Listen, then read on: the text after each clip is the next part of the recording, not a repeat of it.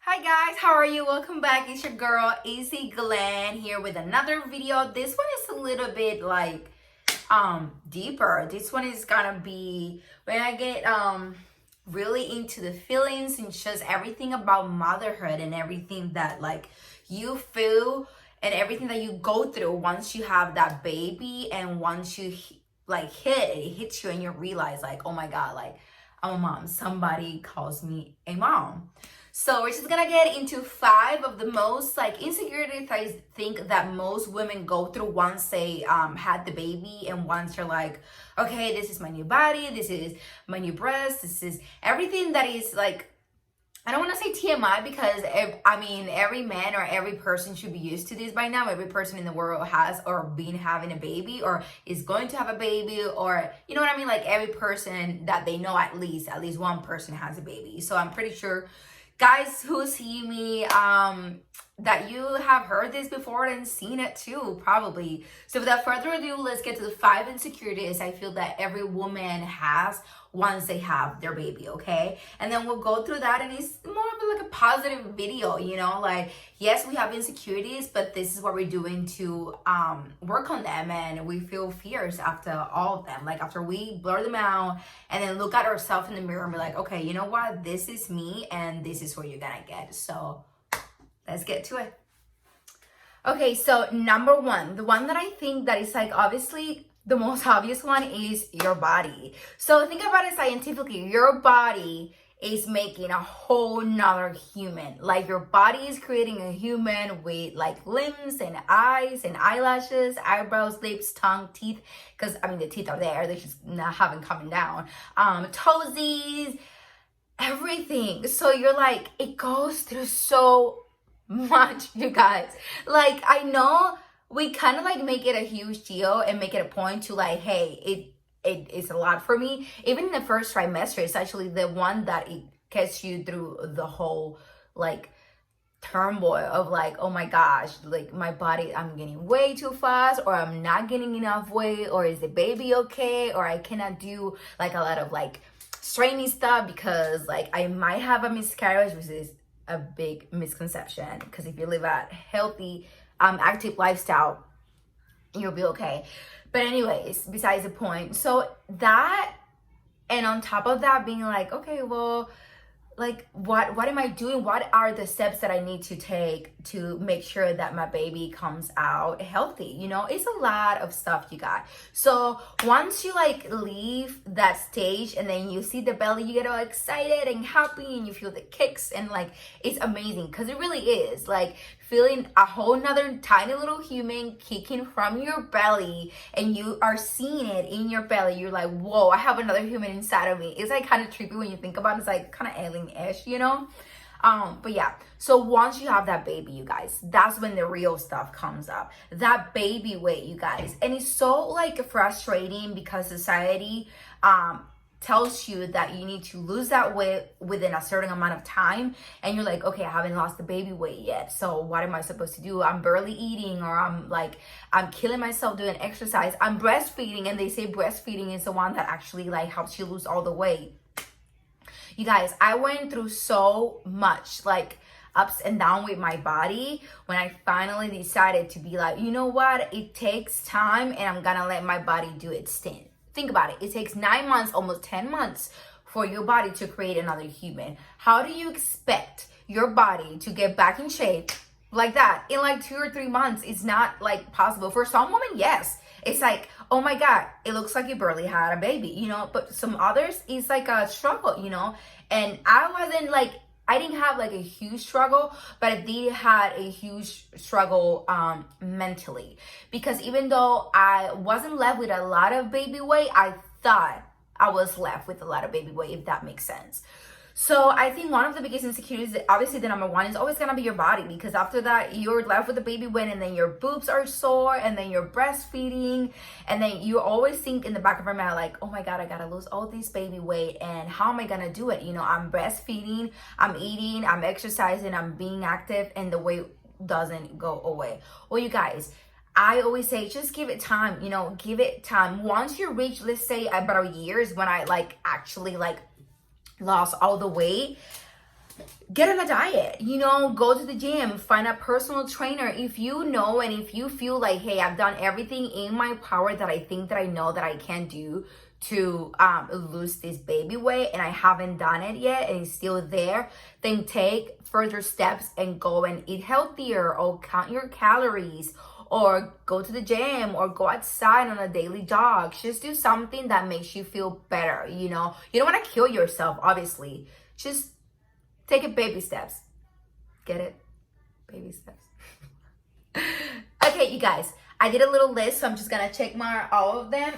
Number 2, am I doing a good job? You guys, I struggle with this. I still struggle with it sometimes, just because I want to make sure that Estella knows that I'm doing a great job, that I'm doing the most amazing job, that I'm giving it my all, that I'm like, she's my constant motor to keep doing what I'm doing in like everyday life, you know what I mean? So when you look at other moms and you look at pictures, and or you look anywhere down the street, or anywhere, literally anywhere, on the mall, down the street, on a walk, at the beach, at a playground, anywhere, and you always think to yourself, you're like, oh my god, I should have done that as a mom, because there's always gonna be that mom that does something different for you. So I will tell you this, you guys, stop comparing yourself with other moms. Every mom has her own lifestyle. Every mom has her own style. So if you want to be the active mom who's like doing exercise while you're pregnant and after you're pregnant and doing your pregnancy, and be that mom, you guys. Okay, I have one of my good friends right now, one of my best friends actually, Jada. She's pregnant right now with her first baby. She's having a beautiful baby boy named Iker. So she's always out of the 3 of us, because it was the 3 of us, like the 3 musketeers when we were in college. It was her, me, Kiara. She was always the active one. She was always in athleisure clothing, and she was always going to the gym and working out with her boyfriend, and just keeping a healthy, active lifestyle, like, you know, active. So now that she's pregnant, she's still lifting weights, she's still squatting, she's still doing exercise, she's going on jogs, she's going on runs, you guys. So like, if you want to be that mom, then be that mom. There's nobody telling you what you cannot be, you know what I mean? Now, if you want to be the most settled mom, the mom that's like taking every precaution just to make sure that she's doing the job correctly, then be that mom. But let me tell you this right now, guys, there is no correct way of being a mom. Like, there's literally no correct way. Still to this day, my mom would tell me, I'm 28 years old, she's like, I'm still obviously learning, like, what, because people change every day, you change constantly. So I'm still learning my daughter, and she's 2 years old. My mom is still learning me sometimes. Last year I was into like silver stuff. This year I'm into gold stuff. You know what I mean? Like, everybody changes constantly. So you're not gonna know your baby every single day. You're gonna learn, and you're gonna know them, obviously, because you birthed them and they lived inside of you for 9 months. But when they keep changing, they're gonna keep doing stuff that you're just like, where did you learn this? You know what I mean? So just give it your all, you guys. And as long as you know, and your significant other knows that you're doing your all, who cares about the rest, to be honest? Like, who cares? You're the mom, he's the dad, you're the dad, whatever it is, mom, dad, mom, dad. I don't care. As long as your baby is happy and you guys are giving it your all, then who cares about the rest, honestly? Like, as long as your baby is happy and healthy, who cares about the rest, right? Okay, you guys, so tip number 3. I think this one, for me, just because I chose a different lifestyle once I had Estella, it was like a little bit iffy, and I had like, you know, like, I butt heads with my mom and my family and everybody, because I'm Latina, as you guys know. So I come from Puerto Rico, so our food is always rice, beans, and like a meat. Like rice, beans, and chicken, rice, beans, and pork, rice, beans, and something. There's always gotta be rice and beans. So even though I obviously want to like teach that to my daughter, that she is Latina, and I do feed her rice and beans and everything else, I want her to explore abroad that menu. So I decided that I wanted to become not vegetarian, not vegan, but a very healthy lifestyle. So she ate from vegan stuff. Mom life. Okay, you guys, so I was saying, so I chose that lifestyle for my kid, and I honestly gotta say that I think I started that lifestyle when I noticed that I didn't want, like, this is gonna sound bad, I didn't want a fat baby. And when I mean fat, I mean unhealthy baby. I didn't want one of those babies that like couldn't like roll or crawl or anything like that, because I've seen them in my daily job at the hospital because they're too overweight. And once they're overweight, when they're like in that growth spurt, they're most of the time they stay overweight. So I didn't want my daughter to go through that pain of, you know, trying to lose the weight so early in her lifetime, because we have had kids that had to start losing weight as young as like 7-6 years old, you know, because they just let them eat everything, junk and like rice and beans every day, or like pork, or just meat in general. So I chose that lifestyle for my kid. So right now my kid would eat everything. She loves broccoli, she loves her vegetables, she loves absolutely everything that has to do with healthy stuff. Now every now and a while, obviously we will feed her McDonald's. Like if she did a great job, we will like buy her a Happy Meal or Chick-fil-A. She literally loves Chick-fil-A. I mean, but obviously who doesn't love Chick-fil-A? Besides the point.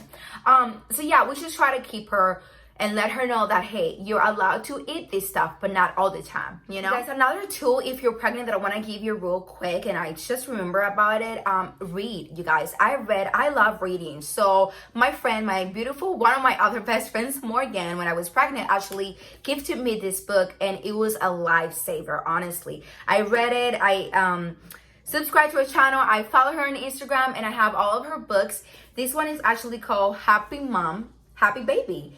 As long as you're happy, your baby's gonna be happy. So I 100%, sorry, I 100% recommend this book, you guys. It's actually, I think she bought it at Target, but you can find it absolutely anywhere. I know it's on Amazon. If you have a Kindle, you can always buy it there. But you guys, this book actually helped me so much. It was so inspiring. Her adventures in motherhood, because honestly motherhood is like an adventure and you just like rolling with the punches every single day. So her name is Giovanna Fletcher. It was actually amazing, and she has photos of her kids in here, and it's just like really knowledgeable, you know what I mean? It's really knowledgeable and really informational. It gives you a bunch of information that you think you might, you know what, I didn't think of that, or maybe let me try that with my kid. Being a mom can give you, you know, FOMO, like fear of missing out. So this book can help you like get through that. If you're like, oh, I wish I was at the beach with my friends, or I wish like, I don't know, I was at the park right now, but it's, you know what I mean? Like all the stuff that you go through, these books help me here right now. Now, another book that helped me while I was pregnant, this one was actually after I was pregnant.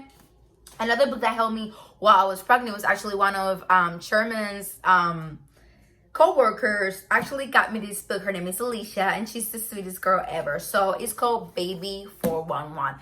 Literally all of the stuff that you need to know and that you think that it kind of can prepare you to when you're pregnant. I read the whole book. Again, you guys, I love reading. I'm a nerd on the low. I honestly love reading. One of my biggest things is one day when we like, you know, get older and we buy like a bigger, even bigger house, is probably to have a library. I love reading.